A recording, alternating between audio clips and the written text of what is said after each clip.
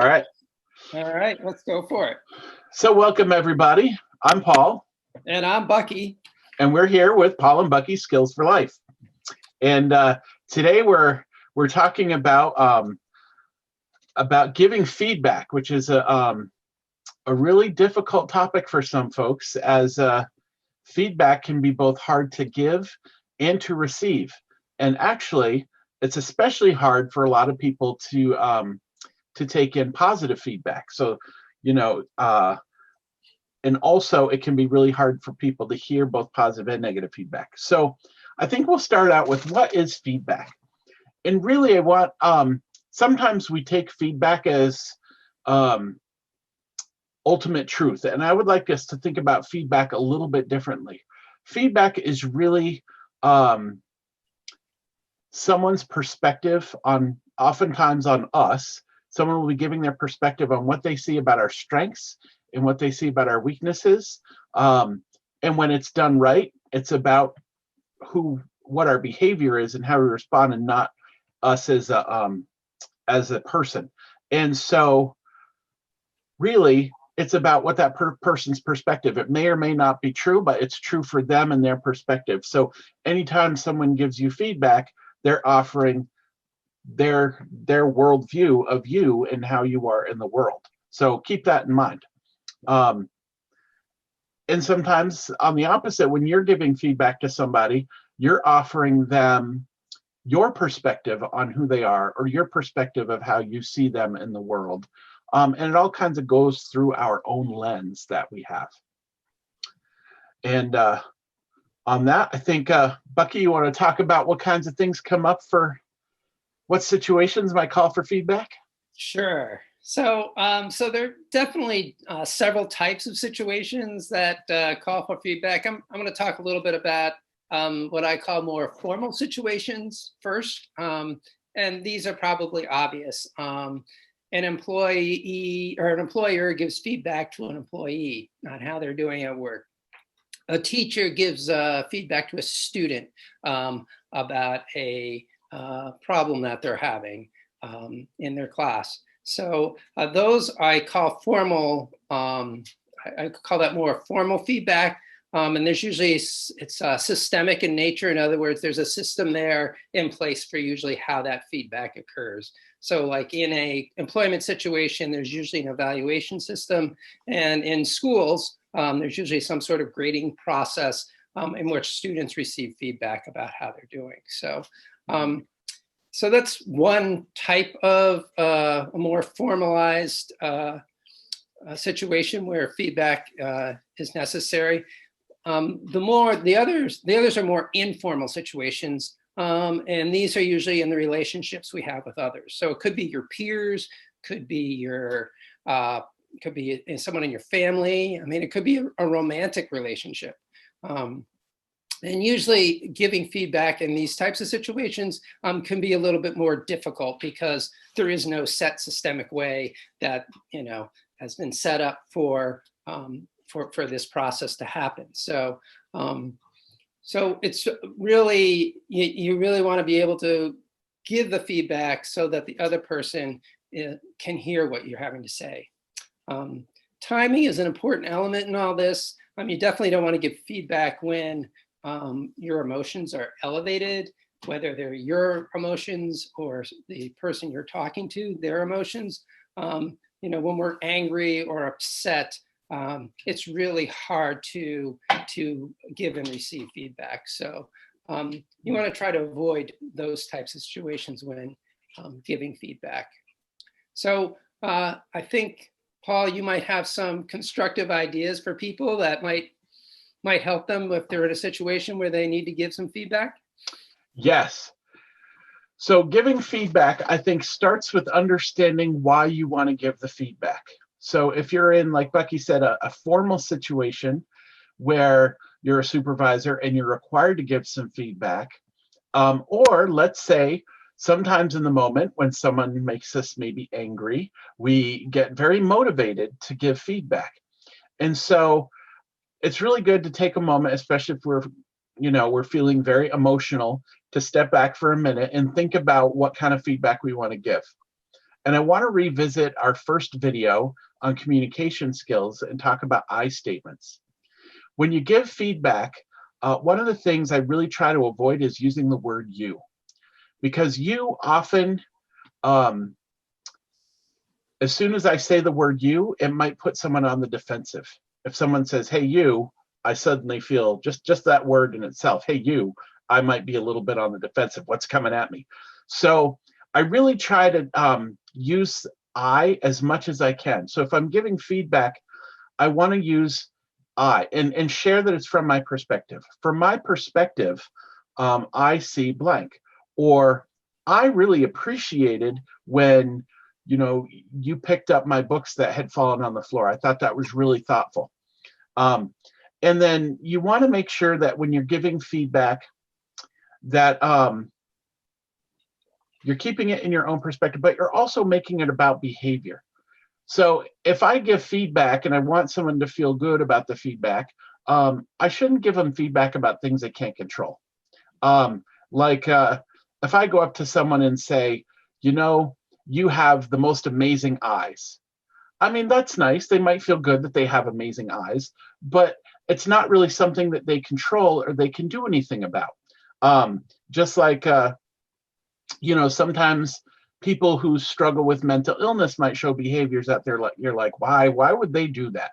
And sometimes people don't have control over all the behaviors based on, they might have mental health issues. And sometimes that can cause behaviors that may not be in our control. An example, some people have facial tics that they can't control, or sometimes they have facial expressions that they can't control. And so if we don't know that, then we might give them feedback on something that they can't control, and that never feels good. So make it about something that the person can actually control or has control over. So for example, so if I were to say to someone, I'd like to give you some feedback, and it's good to ask first if they want to have the feedback, and are you in a good place to receive some feedback? And then you always want to give them both positive and constructive feedback. So I never want to just go and say to someone, here's a list of things that really bothered me about you, and I'm going to tell you about those. I really want to have a list of positive, and I'm going to challenge you. I know this sounds hard, but if you're giving someone feedback, there are always things that you can find that are positive. And I'm going to use a crazy example. Let's say someone's a bank robber, and they've been arrested and they're in therapy, and you're trying to help them out. And on one hand, they're a bank robber, which we would say is not really a positive. But what would be some of the positives we could point out? Wow, you really thought about this plan, and you had a lot of details. You're really organized. And there are some great things that, very creative things that you thought about there. And also there was some real harm that seemed to get caused. So there I'm giving both positive and negative feedback. And so there's always some strength or positive feedback you can find when you're giving negative feedback to someone. So you should always try to find the positives and the negatives. And then again, make it about their behavior, and then own your own perspective. So, a lot of times I find that people, when they give feedback, sometimes they don't necessarily realize what people were thinking of. And one example, I think I gave this in another video about someone yelling, passing their neighbor, and their neighbor yelling pig out the window. And so in that person's perspective, the neighbor was calling him a pig, but then he soon realized there's a pig in the middle of the road. And figuring out that what his perspective was, that, hey, my neighbor's calling me a pig, was not necessarily inaccurate. So it's great to check those things out, and to make sure that, hey, when you were driving by and you called me pig the other day, I felt really bad. I assumed, which is a great word to use, I assumed that you were calling me a pig. And then the neighbor says, oh, no, I was just trying to warn you about what was happening in the road. So before I kind of Hulk out and get really upset and say, "You called me a pig, you jerk," I would say, this is what I heard and you say, and this is the assumptions I made about that. Is that true? Can you give me some clarification? And that's when the neighbor has a chance to say, "Oh, no, no, no, that's not what I meant at all."